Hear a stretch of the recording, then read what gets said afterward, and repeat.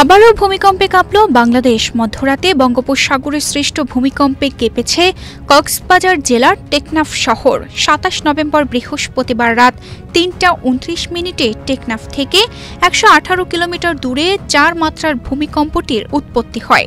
ভূমিকম্পন বিষয়ক website volcano Discovery জানিয়েছে, টেকনাফে খুব অল্প ঝাঁকুনি দেওয়ায় বেশিরভাগ মানুষ এটি টের পাননি। পদ্মা সেতু, মেট্রো রেল এবং এলিভেটেড এক্সপ্রেসওয়ে নির্মাণের গর্বিত অংশীদার বসুন্ধরা সিমেন্ট।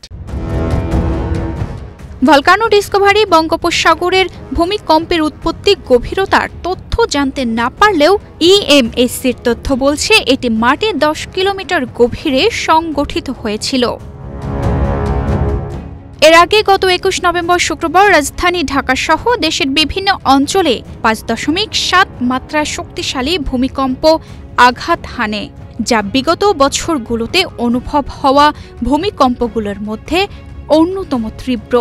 ওই দিন কম্পনের মাত্রা এতটাই বেশি ছিল যে বহু মানুষ আতঙ্কে ঘর ছেড়ে রাস্তায় নেমে আসেন।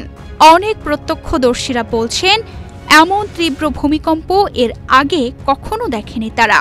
তবে নরসিংদীতে উৎপত্তি হওয়া ওই ভূমিকম্পে দেশজুড়ে অন্তত ১০ জন নিহত হন, আহত হন কয়েকশো মানুষ। তানজিদা রহমান, ইনায়া, বাংলাদেশ প্রতিদিন।